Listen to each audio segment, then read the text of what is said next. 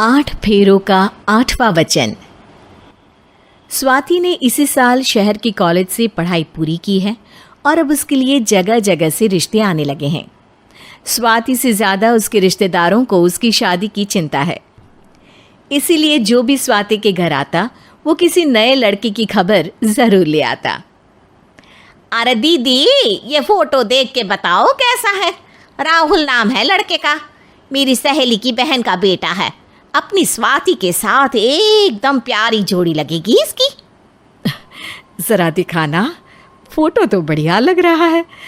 कोई गलत आदत वादत तो नहीं है ना इसे? और कमाता कितना है? अरे कोई गलत आदत नहीं है दीदी, आप कहो तो एक मीटिंग करवा देती हूँ, फिर सब कुछ फाइनल कर लेना। हाँ, ये सही कह रही हो तुम। संडे को स्वाति के पापा भी घर पे ही रहेंगे। बुआ फिर वहाँ से चली जाती है और रात को स्वाति की माँ उससे कहती है, स्वाति बेटा, आज कमला बुआ ने एक लड़के की फ़ोटो दिखाई है। संडे को वो लोग मिलने आ रहे हैं, तैयार हो ना तुम बेटा? अरे मम्मी, आप कहाँ कमला बुआ के चक्कर में आ जाती हो? अभी इतनी जल्दी कोई शादी वादी नहीं करनी है मुझे।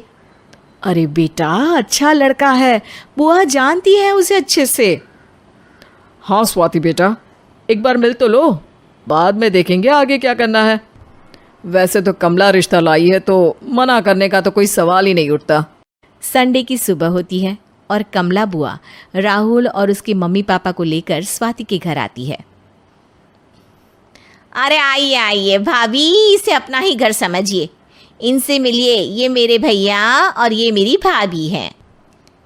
नमस्ते भाभी जी, ये है हमारा लड़का राहुल, सरकारी नौकरी की तैयारी कर रहा है ये। वैसे आपकी बेटी कहाँ है? अरे स्वाति बेटा, बाहर आ जाओ। वैसे कितनी पढ़ाई की है स्वाति ने? जी, पोस्ट ग्रेजुएट है हमारी बेटी साइंस में। ये सब तो ठीक है, पर घर संभालना जानती है या नहीं? हमें कौन सी इससे नौकरी करवानी है, नौकरी तो मेरा बेटा करेगा ही। पर मैंने इतनी पढ़ाई की है और आप चाहती हैं कि मैं घर पर ही बैठी रहूं? अरे स्वाति बेटा, ये बड़ों की बात में तुम कहाँ बोल पड़ी? हम सब देख लेंगे क्या करना है क्या नहीं।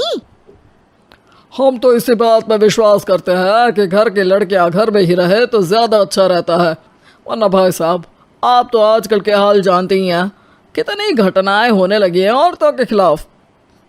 स्वाति बेटा, रसोई का काम तो पूरा जानती हो ना?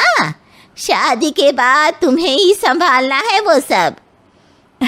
अरे बहुत अच्छा खाना बनाती है ये, आप सब लोग इसकी तारीफ करते नहीं थकेंगे।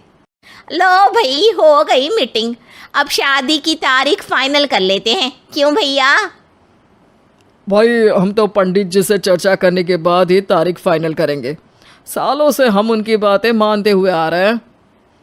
लड़के वाले और कमला बुआ की बातें सुनकर स्वाति एकदम नाराज़ हो जाती है और उसे लगने लगता है कि शादी के बाद उसे घर पर ही बैठना पड़ेगा। लेकिन घर वालों के आगे उसकी एक नहीं चलती और उसे शादी के लिए हाँ कहना पड़ता है। शादी का दिन आ जाता है और सब मंडप में जमा होते हैं। अब फेरों का समय हो गया है, अब कन्या अपने वर से 7 वचन मांगेगी। आप किसी धार्मिक आयोजन में जाएं तो मुझे भी ले जाएंगे। आप मेरे माता पिता का भी बराबरी से सम्मान करेंगे, हमेशा मेरा साथ निभाएंगे। आपको दोनों परिवार की जिम्मेदारियां बखूबी निभानी होगी। हर ज़रूरी बात में मेरी भी राय लेंगे। आप सभी गलत आदतों से दूर रहेंगे। आप मेरे अलावा किसी और औरत से कोई गलत संबंध नहीं बांधेंगे। ये 7 वचन पूरे हुए, वर क्या तुम्हें ये सारे वचन मंजूर है? जी हाँ पंडित जी, मैं सारे वचन अच्छे तरीके से निभाऊंगा। अरे वाह वाह, बढ़िया तरीके से सब काम संपन्न हो गया। तो इसी के साथ विवाह संपन्न हुआ और आज से ये दोनों पति पत्नी हुए। 1 मिनट पंडित जी, अभी एक वचन लेना बाकी है। अब कौन सा वचन है बेटा? मैं अब हमेशा के लिए किसी दूसरे घर में जाने वाली हूँ, तो पति के अलावा मैं अपने सास ससुर से भी एक वचन लेना चाहूँगी। अब कहो बेटी। मैं ये चाहती हूँ कि मुझ पर किसी बात की कोई पाबंदी नहीं लगाई जाएगी। मुझे सब कुछ करने की आज़ादी होगी और मैं भी विश्वास दिलाती हूँ कि मैं एक अच्छी बहू बन के दिखाऊंगी। स्वाति की बात सुनकर उसके सास ससुर एकदम चौंक जाते हैं और कुछ बोल नहीं पाते कि उतने में कमला बुआ बोल पड़ती है। अरे बेटा, ये भी कोई कहने की बात है? रानी बन के रहोगी तुम तो। वचन देने से पहले सोच लीजिए, क्योंकि शास्त्रों में वचन ना निभाने वालों के लिए नरक से भी बदतर सजा लिखी है। स्वाति की चालाकी से वहाँ मौजूद सब लोग प्रभावित हो जाते हैं और लोगों में बदनामी ना हो जाए, इस कारण स्वाति के सास ससुर को उसे वचन देना पड़ता है। और कैसी अपशकुन वाली बातें कर रहे हैं आप पंडित जी? हमें मंजूर है बेटा तुम्हारी शर्त।